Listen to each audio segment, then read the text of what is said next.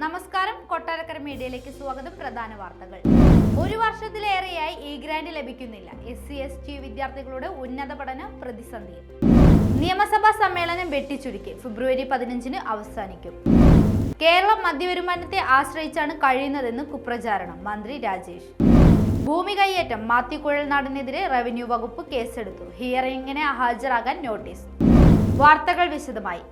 SC/ST വിദ്യാർത്ഥികളുടെ ഉന്നത പഠനം പ്രതിസന്ധിയിൽ. ഇ ഗ്രാന്റ് ഒരു വർഷത്തിലേറെയായി ലഭിക്കുന്നില്ലെന്ന് വിദ്യാർത്ഥികൾ. കോളേജ് ഹോസ്റ്റൽ ഫീസുകൾ മുടങ്ങി. ഇ ഗ്രാന്റും അലവൻസും മുടങ്ങിയതോടെ പഠനം ഉപേക്ഷിച്ച് മടങ്ങിയ വിദ്യാർത്ഥികളുമുണ്ട്. SC/ST വിദ്യാർത്ഥികളുടെ ഉന്നത പഠനത്തിനുള്ള ഏകാശ്രയമായ സർക്കാരിന്റെ സാമ്പത്തിക സഹായമാണ് മുടങ്ങിയത്. വിദ്യാർത്ഥികൾ ഫീസ് അടച്ചിട്ട് മാസങ്ങളായി. സ്വന്തം നാടുവിട്ട് ഉന്നത പഠനത്തിനായി മറ്റിടങ്ങളിൽ എത്തിയ വിദ്യാർത്ഥികൾക്ക് ഹോസ്റ്റൽ ഫീസും മുടങ്ങി. ഫീസ് അടയ്ക്കണമെന്ന് കോളേജ് അധികൃതർ ആവശ്യപ്പെടുന്നുണ്ട്. സാമ്പത്തികമായി ഏറെ പിന്നോക്കം നിൽക്കുന്നവർക്ക് പഠനം ഉപേക്ഷിച്ച് പോകുകയല്ലാതെ മറ്റു വഴികളില്ല.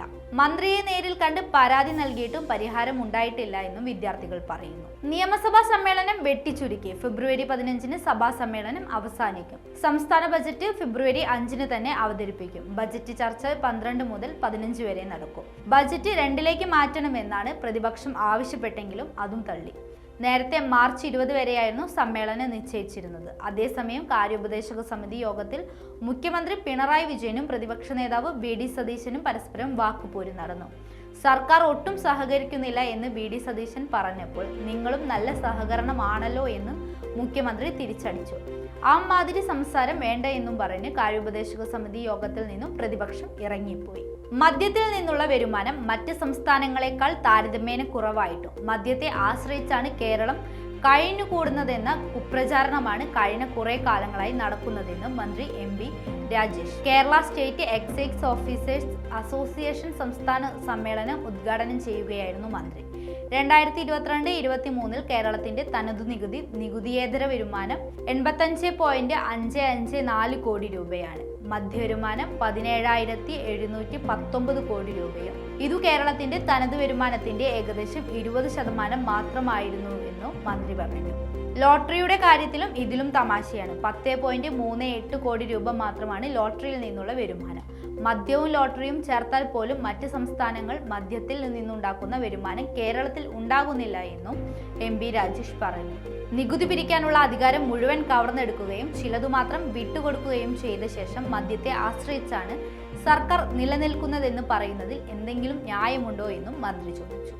ചിന്നക്കനാലിൽ പുറമ്പോക്ക് ഭൂമി കൈവശപ്പെടുത്തിയെന്ന ആരോപണത്തിൽ മാത്യു കുഴൽനാടൻ MLA-ക്കെതിരെ കേസെടുത്ത് റവന്യൂ വകുപ്പ്. ആധാരത്തിനേക്കാൾ 50 സെന്റ് സർക്കാർ ഭൂമി കൈവശപ്പെടുത്തിയെന്ന് ചൂണ്ടിക്കാട്ടി ഭൂസംരക്ഷണ നിയമപ്രകാരമാണ് കേസെടുത്തത്. ഹിയറിംഗിന് ഹാജരാകണമെന്ന് ചൂണ്ടിക്കാട്ടി കുഴൽനാടന് നോട്ടീസ് നൽകിയിട്ടുണ്ട്. ചിന്നക്കനാലിലെ റിസോർട്ടുമായി ബന്ധപ്പെട്ട് 50 സെന്റോളം സർക്കാർ ഭൂമി മാത്യു കുഴൽനാടൻ കൈവശപ്പെടുത്തിയിട്ടുണ്ടെന്ന് വിജിലൻസ് വിഭാഗം കഴിഞ്ഞ ദിവസം കണ്ടെത്തിയിരുന്നു. ഇതിന് പിന്നാലെ ഈ കണ്ടെത്തൽ ശരിവെച്ച് ഉടമ്പൻചോല ലാൻഡ് റവന്യൂ തഹസിൽദാർ ഇടുക്കി ജില്ലാ കളക്ടർക്ക് റിപ്പോർട്ട് നൽകി. മാത്യു കുഴൽനാടൻ ചിന്നക്കനാലിൽ സർക്കാർ ഭൂമി കയ്യേറിയെന്ന വിജിലൻസ് കണ്ടെത്തൽ ശരിവെച്ചും തുടർ നടപടി ആവശ്യപ്പെട്ടുമാണ് റിപ്പോർട്ട് നൽകിയത്. 3 ആധാരങ്ങളിലായി 1 ഏക്കർ 21 സെന്റ് സ്ഥലം വാങ്ങിയെന്നായിരുന്നു കുഴൽനാടന്റെ മൊഴി. എന്നാൽ വില്ലേജ് സർവേയർ സ്ഥലം അളന്ന ഘട്ടത്തിൽ പട്ടയത്തിലുള്ളതിനേക്കാൾ സർക്കാർ വക 50 സെന്റ് അധിക ഭൂമി കുഴൽനാടന്റെ പക്കലുള്ളതായാണ് കണ്ടെത്തൽ.